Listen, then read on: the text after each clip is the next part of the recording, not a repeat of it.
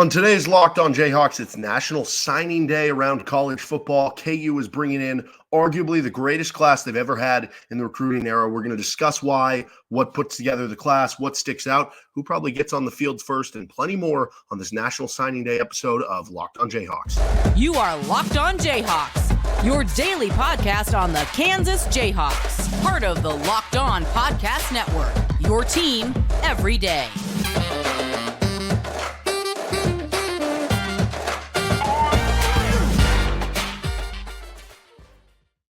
I'm Derek Johnson. You can hear me as well Monday through Friday from 3 to 6 p.m. on KLWN in Lawrence with Rock Chalk Sports Talk. Thanks for making Locked On Jayhawks your first listen every day. We are free and available anywhere that you get your podcasts, and you can also like and subscribe to us on our YouTube page. On today's episode of Locked On, we are going to be talking National Signing Day for KU football. 17 commits signing in tow for KU. It is an unbelievable recruiting class for KU, the best ever registered in the 24/7 era by a few different ways of looking at it. We'll get into that and some individual breakdowns on some of the players coming up on this episode of the show. First, we are brought to you by FanDuel Sportsbook. Make every moment more. Right now, new customers get $150 in bonus bets with any winning $5 moneyline bet. That's $150 if your team wins. Just visit FanDuel.com/lockedon to get started today. All right, so we're breaking down the KU recruiting class. This was a class that KU did a ton of work to get together in the offseason. They had 16 signees or gather commitments, I guess, over the course of, really the summer months and some of the offseason stuff. They were able to put together this really special class. And they did all that work in the offseason that allowed them to, over the course of the season, not have to worry about it. But you still had to worry about re-recruiting the guys, still making sure that you're, staying on them and making sure they want to stay committed and, doing all sorts of those conversations. They did a great job with that. And then boom, all of them stayed committed. And all of them signed their national letter of intent. Most notable of that, Deshawn Warner, who's your number one recruit in the class. We'll talk more about him later in the show. And also, we're going to have a bonus episode that just details him because I wanted to have a separate episode for the guy who is now the highest rated high school recruit KU has ever gotten in the 24/7 sports era. So we'll have a bonus episode of that you want to tune in for. But he had offers from like Michigan and Ohio State after committing to KU. A guy like Harrison Utley had offers from Oklahoma after committing to KU. And they were able to stick with all those guys and get all of them to sign today on National Signing Day. And then you got a bonus today when Greydon Grimes ended up being your 17th commitment. You were only going to have 16, ended up going with 17 because of Greydon Grimes, who was the son of Jeff Grimes, your new offensive coordinator. Greydon, I guess I should say, was originally committed to Baylor as a tight end, 3-star prospect. He now flips and picks KU. And because KU doesn't really have a need at tight end, he was listed as a defensive end in KU's announcement that he picked KU. He's like 6'5", 246. I think there might be some potential to play him at defensive tackle in the future. It'll just depend how much weight they can kind of add to him. But overall, this is arguably KU's best recruiting class of the past decade plus.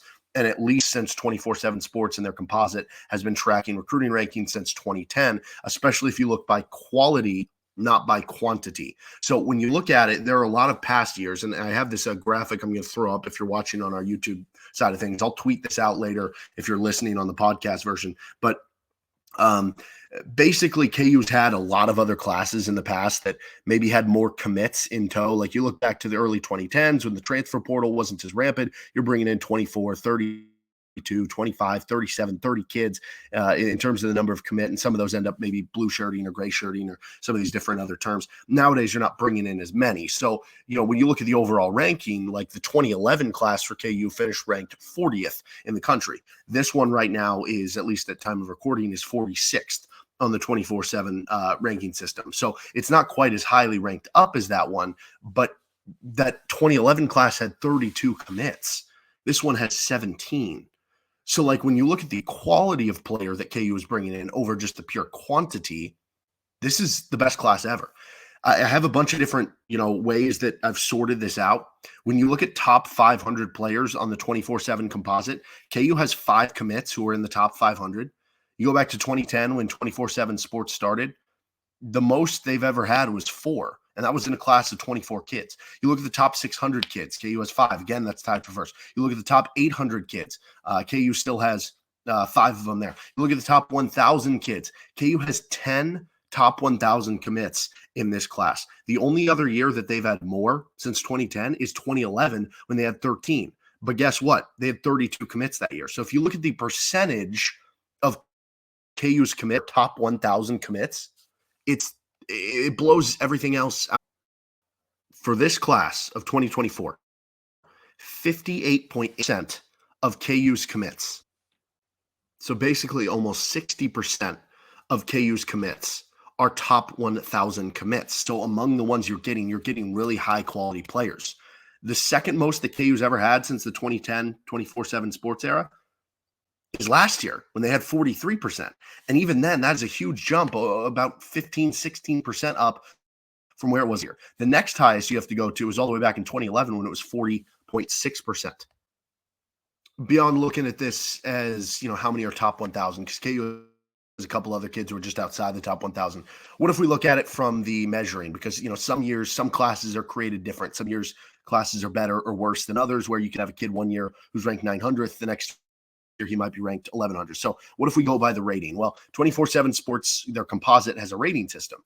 And the rating system is basically a combination, right? Like Deshawn Warner for them is a 92 on their specific ratings. But their composite is putting together their 92 with whatever On3 and whatever Rivals and ESPN and all these sites put together. And it creates basically a decimal of their average recruiting, grade, so to speak. So the number that's been kind of the cutoff here that shows, some of the higher level recruits KU has gotten in a given class is 8,600 or better, 0.8600 or better. KU, 14 of their 17 commits this year are a grade on the composite of 0.8600 or better. That's a percentage of over 82% of all of their commits are graded basically an 86 or higher on average, right? Between all the different recruiting industry sources. The second highest that KU has ever gotten is 9 at a percentage of 64%. That also was last year. And then the next highest, you have to go back to 8 in 2010. That was only 33%. So from 2010 to 2022, KU had never had a year where 35% or higher of their commitments in a given class were graded 0.8600 or higher on the 24/7 composite. You've now had back-to-back years where you've had 64 and 82%, with this one taking the cake. And the overall ranking of 46th is unbelievable. But even then, that doesn't even do it justice, because, again, a lot of these other classes in the country are bringing on 20, 22, 25 kids, 30 kids. You're bringing on 17, and these are high-level pickups that are going to make an impact for you down the road. So this is an unbelievable pickup. If you go just by average rating, KU has a 87.51, I think, on the 24/7 composite. In the new Big 12, that only ranks them behind like Colorado, Texas Tech, UCF, TCU, and Utah. And we know this staff really develops. And by the way, I guess shout out to some of those coaches who did such a good job here with recruiting some of these players. Jordan Peterson had 5 primaries in this class with 1 secondary. Chris Simpson, 3 primaries with 1 secondary. Jonathan Wallace, 3 primaries. Scott Fuchs, 2 primaries in the secondary. Taiwo Onatolu had 3 secondaries. Brian Borland, 3 secondaries. Jim Zabrowski had a secondary. And I guess Jeff Grimes would get a primary.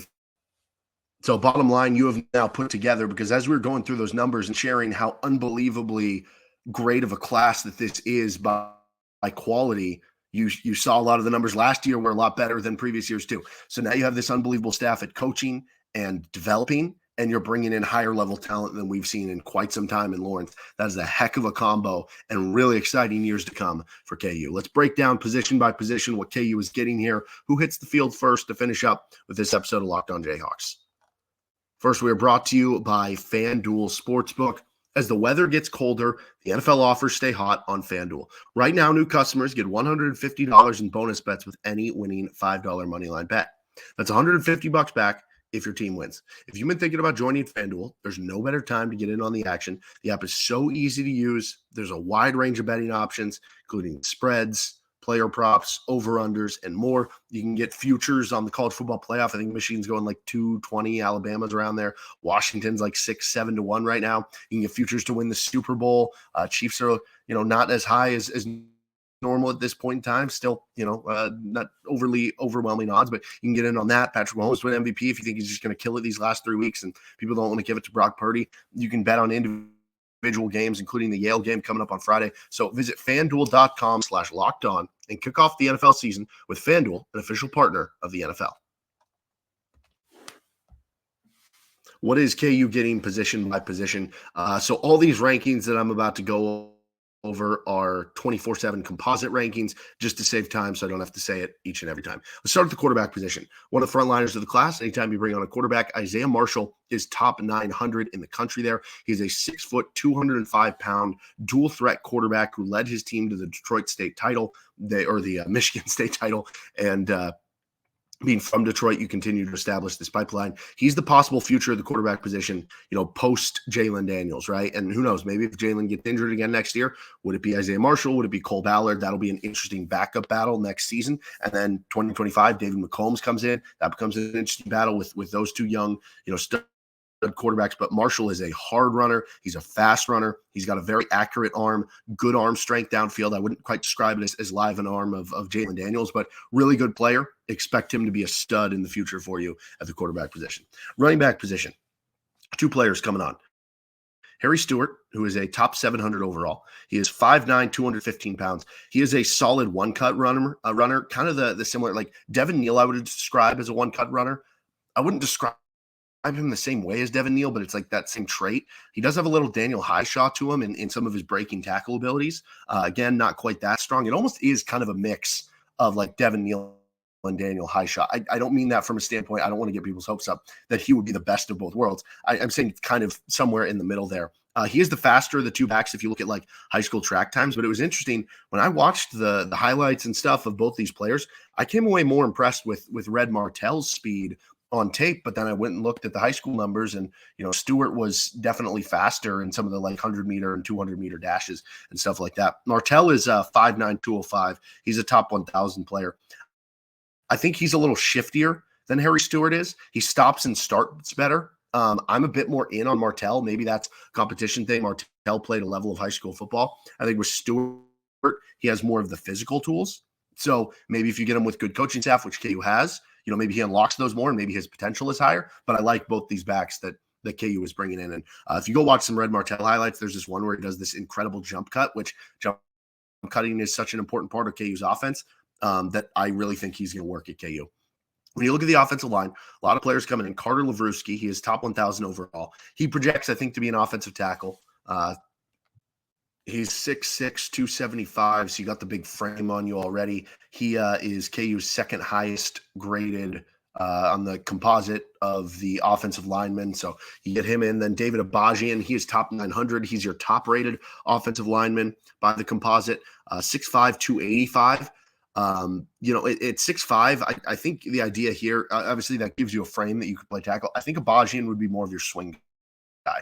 You bring him in, maybe play him at guard and tackle. Like KU has a couple of those guys, like Kobe Baines can play guard or tackle. Dominic Pooney could play guard or tackle, which we saw over his career, right? Spencer Lavelle probably in that same notion can play guard or tackle. I think that's how I view David Bajian here. He'll be kind of a swing guy, can play all over. Kene Anene, I believe is the proper way to pronounce it. He is top 2,000, 6'5", 275.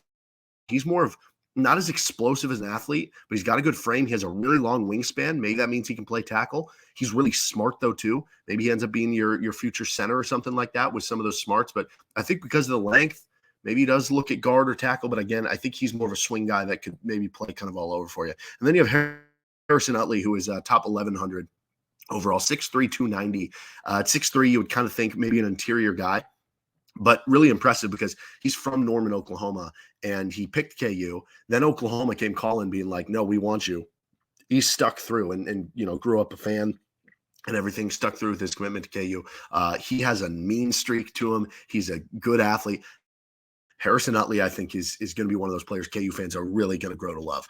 Tight end, Carson Brune, you bring on. He is top 1,100, and Brune is 6'6", 241. I think Brune probably underrated a bit because he was playing at Iowa, where you look at some of these Midwest states with Iowa and Kansas and stuff, and maybe they're not as, hyper focused in some of the recruiting rankings. And also he's playing like defensive end, where he was like an all-state defensive end. So he's playing on a team that's not throwing a lot on the offensive side of the ball. I think he's going to be a stud blocking tight end, but he's a good athlete at 6'6", 241. Maybe he ends up being another Mason Fairchild in a couple years here down the road with development for KU, but really impressed with what he brings to the table. Defensive side of the ball, you have the edge position, which is where Deshawn Warner, your top player in the class. Again, we'll have a bonus episode just detailing Deshawn Warner, so we'll get more into that coming up in another show here on Locked On Jayhawks. But he's your number one in the class, top 300 overall, top 150 on just the 24/7 sports rankings, 6'3", 215. I think he goes by DJ. Dynamic speed rusher. He is very, very impressive. Dak Brinkley is top 350. He is number 2 in KU's class, 6'3", 220. He's a long-armed athletic edge rusher too, so you have 2 of those types of guys coming in that can be speed rushers and just incredible athletes. And they're going to look to add weight on both players, probably get them up, 20, 30 pounds each. So maybe that, I don't know. We'll see what that means in year one and everything. But I think both guys project out as possible all Big 12 level guys if they can hit, that can be dynamic rushers. And having both of them allows KU to kind of hit the portal for just 1 year guys this year, which we saw with Dylan Woodkey the other day. Check out that episode if you missed it. KU bringing on Woodkey and Dye from the transfer portal. And then Greydon Grimes is the other one here who, again, he was a tight end when he committed to Baylor, but sounds like he's going to be more of a defensive lineman. Now, he might move to the interior. I guess it's possible he adds weight. He was listed as a 6'5", 246-pound defensive end, but that's similar to like Blake Harold coming in, who now is a defensive tackle. So I think along the defensive line, you look at him there, and he had some good defensive tape at high school. He was playing kind of both ends. Linebacker, Ja'Cory Stewart. He is top 1,100, 6 foot, 216-pound, speedy linebacker who can play kind of that off-ball role. I think this year Rich Miller was more like the Mike linebacker, Taiwan Berryhill more of like the weak side linebacker. I think Stewart would maybe profile into that role a little bit, but he had like a big pick 6 in his state title game and stuff. So maybe that shows you that he's got some potential in pass coverage too, which is always nice to have as a linebacker. Jonathan Kamara, who goes by John, 6'3", 205 pounds, physical athlete. You figure he profiles in to take in that hawk position for Kamara, where Craig Young has played and Jason Gilliam will be next year and stuff. Because Kamara at 6'3", 205, he's got linebacker hitting skills. He's all over the field. He is like a heat-seeking missile. He actually, not this past year, the year before, played cornerback in high school. So that shows his coverage skills. He should be really able to play that hawk position for you. Speaking of cornerback, KU's got 3 good ones coming in. Austin Alexander, he is a top 500 overall player, 6 foot, 170 pounds. He's a playmaking interception corner with great instincts. Doesn't that sound like a lot of KU's corners that we've seen have success with Mello Dotson and Kobe Bryant here over the years, that he's a guy who could, take one to the house on a pick 6, but really, really good corner. And I was talking to Kevin Flaherty from 24/7 Sports on Rock Chalk Sports Talk the other day, and he mentioned that he thinks he is of the 24/7 sports recruiting era, so again, since 2010, that he is the best high school recruit corner that they've ever gotten. And he was like, I know Kobe Bryant, what he's turned into, and I know what, some of these other corners they've had drafted have turned into. Coming out of the prep level, he thinks Austin Alexander would be the guy to beat in that conversation, which speaks very highly. Jalen Todd is a top 500 player overall. He's 6'1", 180 pounds, good frame, played all over the field. So he's definitely someone who, again, top 500 recruit. I mean, maybe Todd and Alexander are your future Kobe and Mello, right?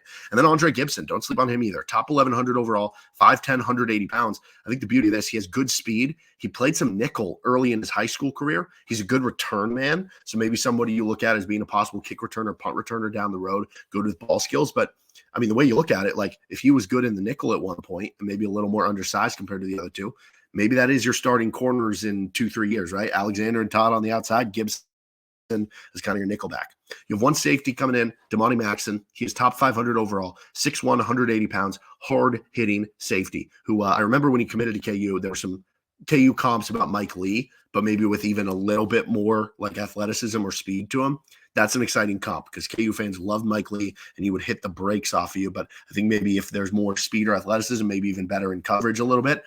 So Maxson, certainly somebody who profiles to be a future safety, but I don't know if he'd profile to being more of the free safety, strong safety type, because good hitter, and he's got pretty good frame there at 6'1", especially if you can add 20 pounds on him, then maybe more profiles into. All right, let's have a discussion. Who's going to hit the field first among these players here with Locked On Jayhawks? This episode of Locked On Jayhawks is brought to you by LinkedIn. When you're hiring for your small business, you want to have as many top-tier candidates as possible to interview, which is why you have to check out LinkedIn Jobs. LinkedIn Jobs has the tools to help you find the right professionals for your team faster and for free.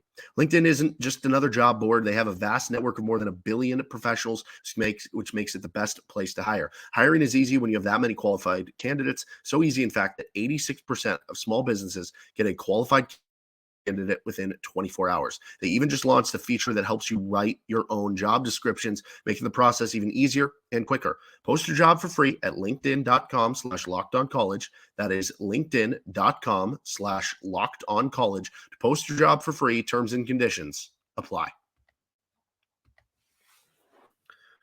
Who's going to hit the field first for KU? Well, I think ideally with the way the staff works it, they don't really ever want guys coming in and hitting the field right away as freshmen outside of like minimal play, right? Like if you're playing on special teams or you're playing, maybe you're rotating into a couple games here or there where you're playing 10 snaps in a game, like that's fine. And it's not that they don't want the guys. It's also not indicative that like if a guy's not good enough, like if he's good enough, he'll get on the field. They're all about competition and earning what you get. So, that's not to say that it won't happen or can't happen. It's just hard. And ideally, with the way that Matt Gildersleeve puts in work and the way they want to add weight and development to the players before they hit the field, a lot of times you're not going to see these players hit the field till, the earliest year 2, a lot of times year 3, and then maybe even year 4 for some guys into the mix. Now, maybe if Austin Booker, Jeremy Robinson, one of those two or both go, maybe you do see a few snaps here and there with Deshawn Warner and Dak Brinkley on the outside. Those could be the ones where I think those would make sense if they kind of hit the field first for you. Maybe Isaiah Marshall makes a bit of sense if Jalen Daniels does suffer a bit of another injury, but would they go to Cole Ballard first? Would they go to him? I don't know. That would kind of remain to be seen there. So those would be the ones that would point to if Devin Neal were to go pro. Running back is a position that I think makes more sense that a freshman could get on the field right away, but we'll see if that does happen with Devin Neal. So those would be the ones that I would most point to. With offensive line, it's really tough to get out there. With tight end, Carson Brune, you have all those guys at corner. You have a bunch of guys in that room, whether it was a couple guys who redshirted this year who are going to be really good or, your guys who are returning. So I think those would be the ones you look at that have a chance to get on the field this year. But when you look at it for 2025, I think both Warner and Brinkley, like you start as early as then and be like, okay, those could be rotational players by then, if not like starting by 2025 or 2026. So those would be the ones that you immediately look to. And then Isaiah Marshall, again, like Jalen Daniels has one more year at KU, graduates, and then maybe it's Isaiah Marshall takes over the reins in 2025. So those would be the ones that I'm looking to the earliest, but all of them could have impacts at different levels at different point in time for KU. That'll do it for this episode of Locked On Jayhawks. You can find our show anywhere that you get your podcast, including with our YouTube page where you can like and subscribe to the action. We'll have a bonus episode later that more details Deshawn Warner, the highest graded recruit that KU has ever gotten from an individual perspective. We'll be back later this week to talk some more KU football and also get to a KU basketball Yale preview with LOJ. See you next time.